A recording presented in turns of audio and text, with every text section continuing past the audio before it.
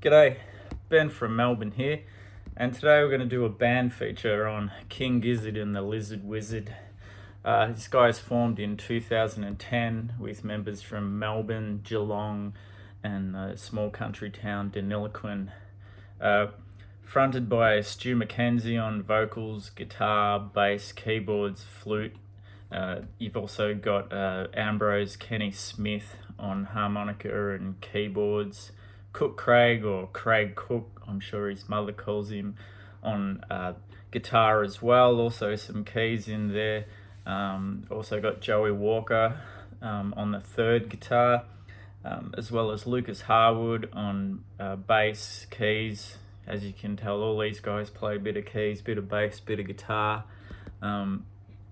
And of course, Michael Kavanagh, or Cavs, the powerhouse drummer, and formerly Eric Moore, who recently left the band to concentrate on the Flightless label. He was part of the two-drummer attack of the Giz. Those guys are very, very talented.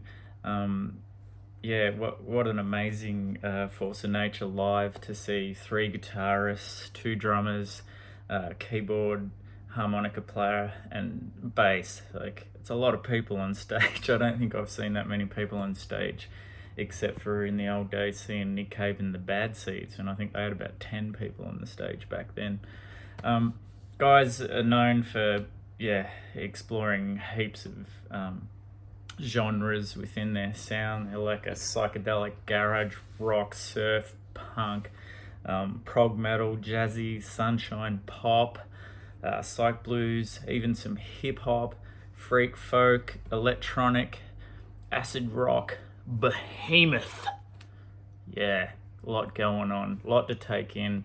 They also have a love of mixing up time signatures. They love playing in 5/4 and 7/8, and love changing it up within the same song lots of times. Have a great, energetic live stage show. It's a multimedia extravaganza. Artist Jason Galea, who collaborates with the band on their album artwork, contributes to the visuals on their stage background and the whole look every time they go out. They play their own annual festival called Giz Fest, which of course I don't know if it's going to come back, but the last one was pre-COVID, and that of course featured themselves headlining and a lot of bands on the Flightless roster, as well as overseas acts as well. Been going for, I think, 6, maybe 7 years. Do all sorts of crazy stuff live, play huge 3-hour shows, do a feature album show. They've done, for example, I went and saw a show which was just Cav, Stu, and Joey, plus Leah Senior, and also a harp player, not this player, this sort of harp. I got to look that up. Her name was Genevieve Fry, and Carolyn Schofield on synths, and as well as the Melbourne Chamber Choir. And the reason for this was they soundtracked the movie Suspiria live, and it was amazing. Like, formerly, I think it was Goblin originally did the soundtrack on the movie. And I've seen a few bands soundtrack films, and usually they just play the whole way through. But these guys came in and out of the dialogue. They didn't do the Goblin one. They wrote everything for it. It was an amazing show. Of course, the Giz are known for their huge output. Their discography so far is 20 albums, 10 live albums, 2 compilations, and 3 EPs, and until very recently they were all released on drummer and former manager Eric Moore's label Flightless.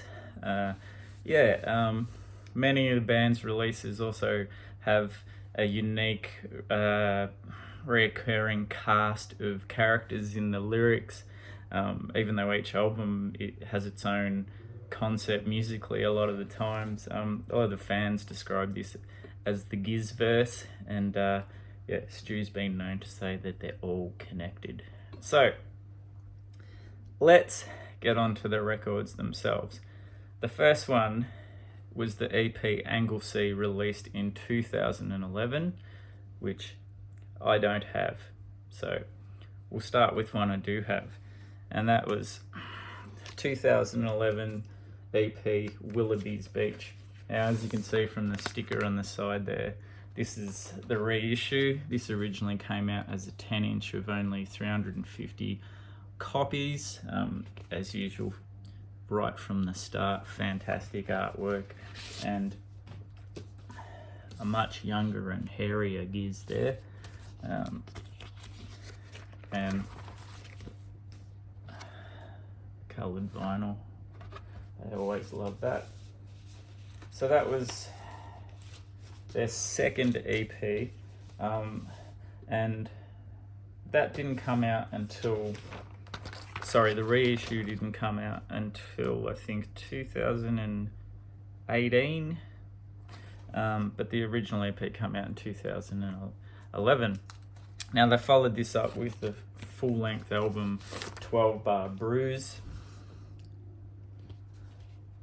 Great stuff there.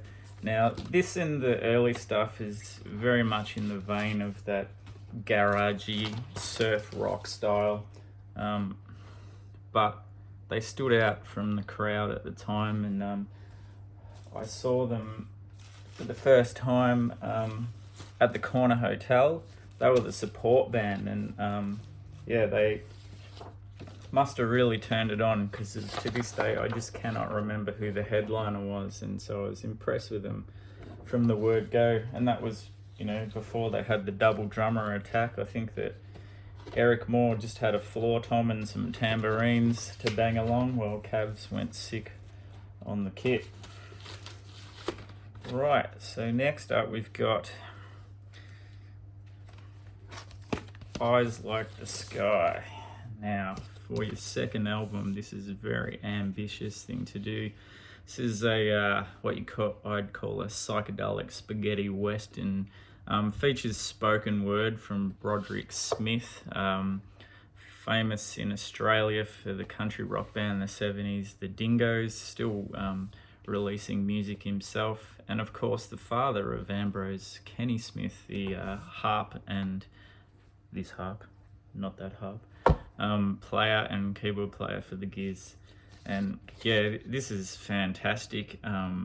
Very much that, yeah, spaghetti western sound done through the garage rock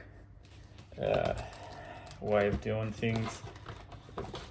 Worked really well, and yeah, made me interested for sure. And this one's on a nice blue vinyl. I was very lucky at the time that I got onto them early, so these are all the original ones, except for Willoughby's Beach, of course. And back then, these sat on their website for ages, yeah, and didn't sell out for a long time. And now, of course, they're rare as hen's teeth, and they've did a reissue program of the first 5 albums, and they've already long gone sold out as well. Right, next up we've got Float Along, Fill Your Lungs. Now this, if I was unsure before, I was definitely all in for this one. Yeah, this is where they take the garage psychedelic thing to the absolute maximum. Yeah, featuring the 16-minute psychedelic opus Head on Pill, which they often still close their shows with. Amazing track.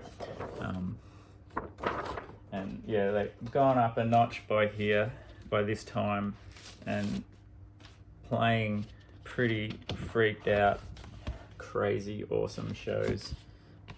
And I'll show the vinyl.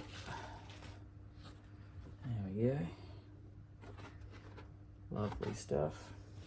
Oh, and of course, in these days, when you were ordering the records, it was so early on with Flightless that they arrive in the mail packed in a pizza box. So they just used what they could. All right, now from 2014. I'm going to show 3 albums in a row because I think that these all sort of go together. This is Oddments, fantastic gatefold cover with this one. You can see that. And there's the inside. Now this one, has one of my favourite and weirdest songs, the song Vegemite. Also has the great Sleepwalker. Yeah, this one apparently is made up of odds and bods off the previous album, but I think it works quite cohesively. Check out that, pretty cool labels.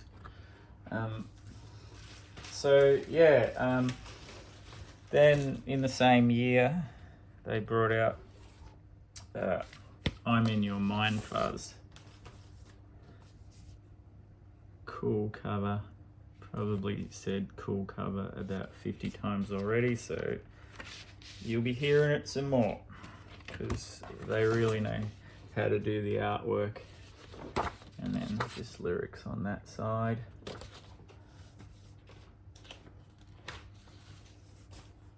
Nice red with some black shit speckled in there. Very nice indeed. And then the third one, which I think these are kind of a trilogy in a way, called Quarters. The reason I say that is I think that this is where they really expanded on the psychedelic sound, while adding other stuff they become known for, like elements of jazz fusion, bit of prog. This album here, Quarters, has actually only got 4 songs and they all go for exactly 10 minutes and 10 seconds. And might sound gimmicky, but this works really, really well. Just the track The River alone is amazing. This one came on a nice gold vinyl. Lovely stuff. And then a left turn, for which nobody expected at the time, but now, again, what they're known for, with the beautiful folk-inspired paper mache dream balloon. Now this one was all acoustic instruments used on this one. And as usual, great artwork. And this one actually comes with the paper mache dream balloon tab book, so you can play along to all your favourite Giz songs. And the inner, just lyrics, what have you. And somewhere in here is the vinyl. There we go. This is a really nice one.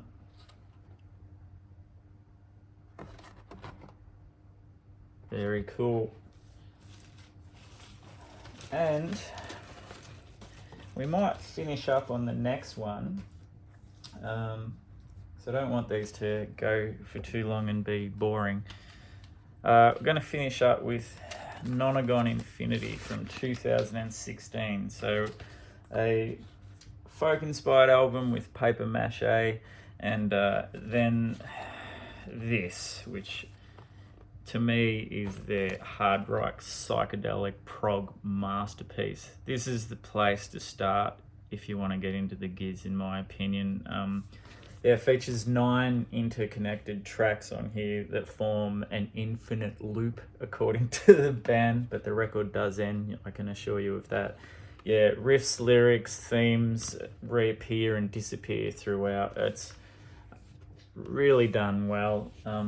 Look at these crazy looking dudes in the middle. If that doesn't want to make you buy a record, I don't know what. If it wasn't that, there's also, if you want to check out the film clip for People Vultures off this, it is insane. And then check them out on here with the face paint on there, looking like complete freaks, and there's one to scare your mother. Stu, normally a good looking man, but yeah, don't know about that photo. And really nice, as you'd expect, coloured vinyl. Yeah, this is probably my favourite, and around this time the shows were just amazing.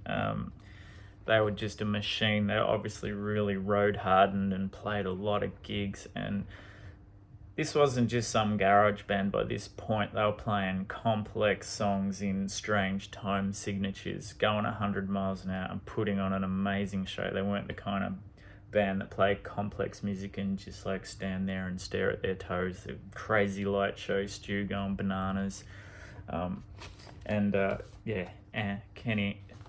Kenny Smith just whooping it up with the crowd, taking lead vocals every now and then. Really, really good stuff. I love this album so much that I even bought the nonagon shaped picture disc, which I know is an extravagance because picture discs sound terrible, but I thought this was a really cool thing to do. So we'll finish it up there in 2016. So in 2017, that was when they promised 5 records in 1 year, which even for their output was pretty amazing to think that, can they pull this off? And as a Gizzard fan, please all be good. So I'll leave you on tenterhooks. I'm in suspense if they can do it. Are you? Until next time, thanks for watching.